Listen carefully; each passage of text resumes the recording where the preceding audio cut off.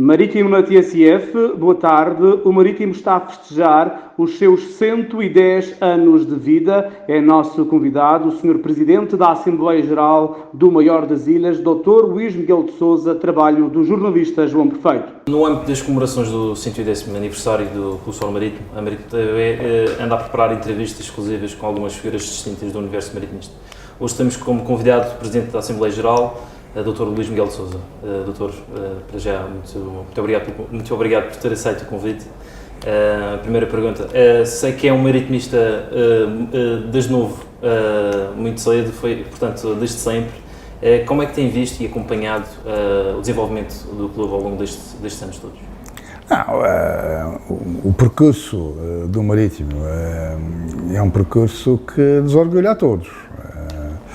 Temos um ciclo particularmente interessante, que é o último ciclo, iniciado com a presidência da direção pelo Carlos Pereira, que é um ciclo de infraestruturas que projetou o Marítimo para uma situação ímpar, para uma situação em que todos nós acharíamos que sendo o grande objetivo, seria muito difícil lá chegar. Temos umas infraestruturas de Santo António fantásticas, onde se encontram muitos miúdos a praticar várias modalidades. São cerca de 20 modalidades que são praticadas em Santo António. É um trabalho fantástico que está feito ao nível da formação da juventude. Temos o estádio dos Barreiros, que era uma grande aspiração do Marítimo, e, portanto, em termos de infraestruturas, temos um trabalho brilhante. Em termos de projeção desportiva, o Marítimo tem sabido encontrar as melhores soluções em cada momento. Os ciclos são ciclos sempre difíceis, porque vivemos numa região insular, periférica, de pequena dimensão. Somos 250 mil habitantes e, portanto, conseguirmos ter um dos principais clubes portugueses que praticam futebol e desporto de espetáculo. Temos um conjunto alargado de muitas modalidades que competem a nível nacional com resultados muito importantes. E, portanto, toda essa projeção em termos desportivos, quer o desporto amador, quer o desporto de espetáculo, o Marítimo tem sabido responder às exigências sem nunca deixar de perceber que vivemos numa região com parcos recursos, com recursos sempre pequenos face às exigências, mas o Clube Sport Marítimo, como associação, tem sabido também corresponder aos anseios da comunidade onde se insere, na região autónoma, da nossa diáspora, e temos sido, de facto, um elo de ligação que une os madeirenses e que representa continuamente nas atividades desportivas o universo da Madeira, afirma a nossa realidade, afirma a nossa identidade insular e, portanto, esse papel tem sido muito bem desempenhado. São 110 anos de muito orgulho de todas as pessoas, sócios, simpatizantes, dirigentes, que fizeram este percurso, que é um percurso que só nos pode orgulhar. Falando em dirigentes, quando em 97 aceitou entrar, juntamente com o Presidente Carlos Pereira, neste projeto, o Marítimo vivia talvez dos tempos mais conturbados da sua história. Ver agora este tempo que passou é gratificante ver o trabalho desenvolvido? O trabalho é um trabalho fantástico numa realidade difícil. De facto, o Marítimo estava numa situação complicada, sem recursos, com muitos conflitos, não só dentro dos sócios e simpatizantes do Marítimo, com dificuldades de relacionamento ou com relacionamentos difíceis com as autoridades regionais. Portanto, o Marítimo, nessa fase, teve ali um conflito, saiu de um conflito em que a região autónoma promoveu uma solução de clube único, que acabou por não acontecer. Estava tudo muito crispado e com muitas dificuldades. O Marítimo estava tecnicamente falido, faz parte, são os ciclos normais de vida. As associações, neste caso o Marítimo, não é exceção, mas o Marítimo soube ultrapassar isto. O mérito, de facto, é do Presidente Carlos Pereira, que quem tem a responsabilidade de gerir o clube no dia-a-dia, tomar grande parte das decisões, acompanhado por uma direção sempre coesa, uma direção que sempre partilhou, no fundo, as decisões e suportou a orientação que o Presidente Caspeira impôs. E depois houve muita gente, muitas vontades, que tornaram possível recuperar o Marítimo e recolocá-lo no sítio que deve, que é o maior clube insular, um dos maiores clubes de Portugal, com responsabilidades enormes na projeção do desporto e, através do desporto, na formação da juventude. Hoje o Marítimo tem,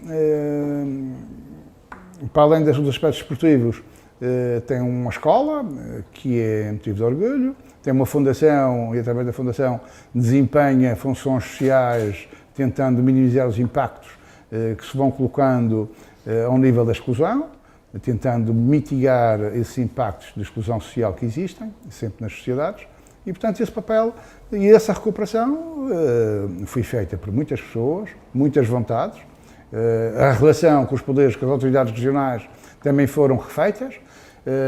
A importância dos apoios regionais aos clubes e ao Marítimo em particular também lhe permitiram reunir um conjunto de recursos para desempenhar a sua função e para recuperar, no fundo, também as dificuldades que tinha à data, que eram muitas, que são no conhecimento e que fazem parte da história. Claro, obviamente.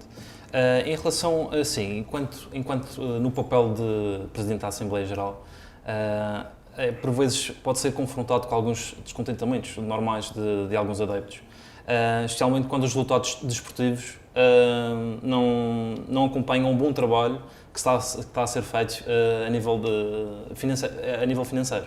Como é que por vezes se encontra nesse dilema de o trabalho está a ser bem feito por trás, mas às vezes dentro do campo as coisas não correm tão bem, então tem que lidar com o descontentamento de alguns adeptos nas assembleias. Esses dilemas são bons. Eu digo sem dificuldade que isso é a vitalidade do clube. De facto, os sócios devem ser exigentes para com as direções. As exigências que os adeptos e que os sócios fazem são exigências normais, feitas dentro de um quadro de normalidade, de respeito, e enquanto for assim, nós só podemos estar satisfeitos com esse interesse, porque no dia que não houver sócios que manifestem desagrado para a ausência de resultados desportivos, para a ausência de resultados e de equilíbrio financeiro, que não se preocupem com o clube perde sustentabilidade. E, portanto, nós precisamos de um clube sustentável, de um clube que responda aos anseios da comunidade onde se insere, um clube que vá de encontro, no fundo, à sua função principal. A função principal do Marítimo não é disputar os campeonatos da Primeira Liga. Tem assado para o fazer. A função principal do Marítimo é responder sempre à comunidade onde está inserido e que as pessoas dessa comunidade se possam rever nas opções do clube, nas opções que toma em termos do seu dia-a-dia, quer na formação da juventude na escola, quer nas atividades amadoras que desempenha, quer no desporto de espetáculo, onde se inclui o futebol e o handball. Portanto, há aqui muitas funções, quer na fundação, quer no lar dos jogadores, da formação de atletas. Portanto, isso, no fundo, é o grande desafio do Marítimo. E isso só é possível perpetuar o Marítimo se conseguirmos manter o equilíbrio financeiro. E aí o Presidente Carlos Pereira também tem tido um papel muito importante, que é não hipotecar o futuro para atingir resultados presentes. E, portanto, este equilíbrio, que é um equilíbrio difícil, que é um equilíbrio que obriga uma permanente percepção e antecipação dos ciclos e das dificuldades.